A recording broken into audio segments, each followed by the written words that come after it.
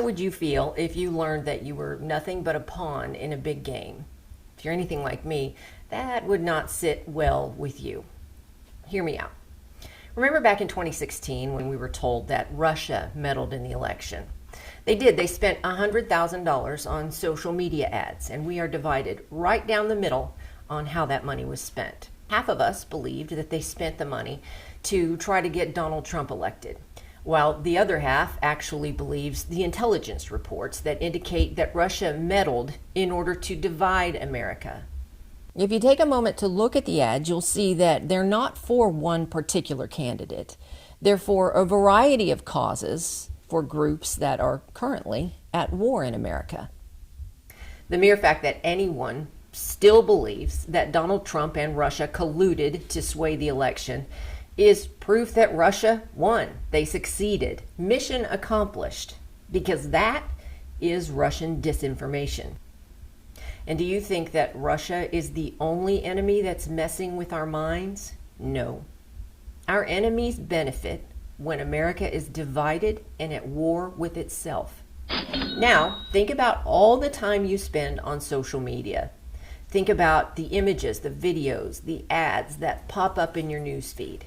When you build a social network, you don't want it to tick you off. Ticking us off would drive us away. So we're fed information that makes us comfortable, that makes us feel included, that makes us feel like part of a social group, that keeps us engaged for as long as possible. We're fed advertisements that make us want to purchase, and we're fed videos that make us want to watch so that we can be fed more advertisements that make us want to purchase even more.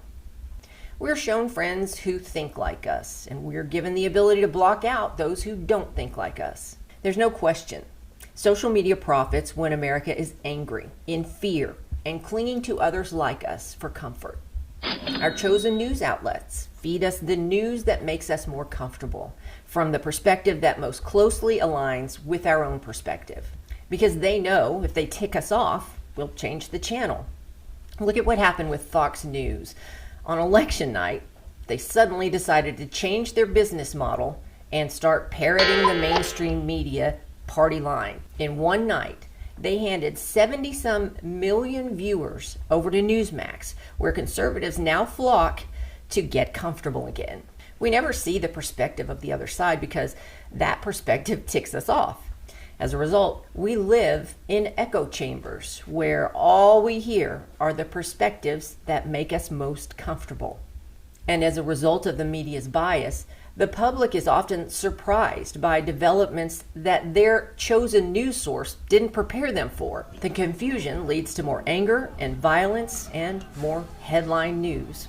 The angrier, the more in fear, the more divided we are, the more the media's ratings soar. So the news media profits not when we're well informed, but when we are angry, in fear, and divided. Now let's think about politicians. They tell us they want the nation to heal. They tell us they want a united nation. And we join in the virtuous call for unity and start quoting, our founding fathers and saying things like one nation under God. And literally the next minute, in the very next post, we're calling the other side stupid, deranged, deplorable, evil, and a host of other pejoratives that would make our grandmothers ashamed. Politicians don't want healing. They don't want unity.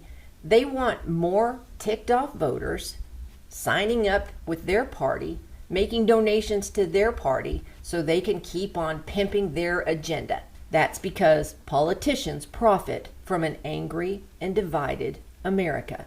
How certain are you that all these feelings, these emotions stirring around in your soul today are really your own, that they come from you? Where did you first start feeling those stirrings of anger or fear or resentment? Did they just pop into your head organically? Or did somebody feed it to you somewhere? And if it was fed to you, did those intense feelings lead you to purchase anything? Toilet paper, ammunition, hand sanitizer, masks?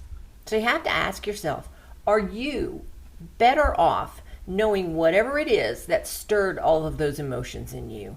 Or could you have gotten through your day or your life without ever knowing or feeling it?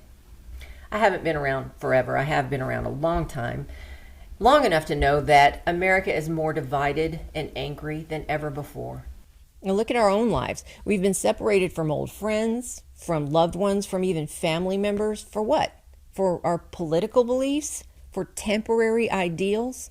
We are on the brink of an absolutely orchestrated civil war.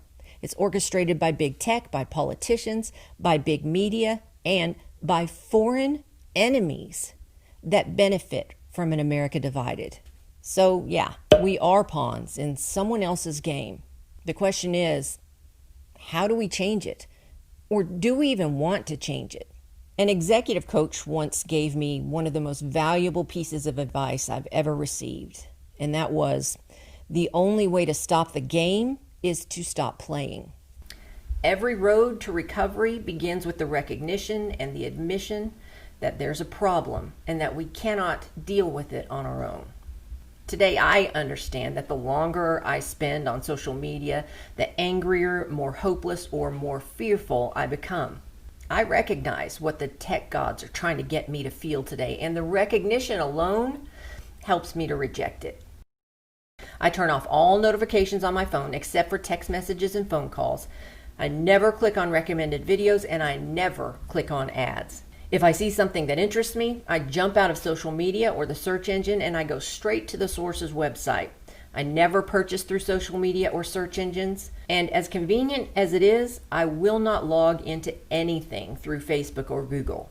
Go to your Facebook apps and website settings right now and remove anything tied to your account. If I ever post something controversial, which I sometimes do, I use Unicode characters instead of regular text. I stay off of Messenger and I make sure the location setting is off on all my devices at all times. I'm sure there are other ways to stop playing the game, the most effective of which is obviously to get off of social media altogether, but I'm just getting started. The point is, it is time to take America back. It is time to take our lives back, and most importantly, it is time to take our souls back. It really troubles me to think about how many times my heart has been consumed with hate over the last year. It's really a destructive emotion. I can't think of a more destructive emotion. And now I realize it's not even my emotion. It's someone else's emotion that was fed to me because it somehow enriches them to be able to pull my strings. Well, no more. I refuse to hate you if you think differently from me.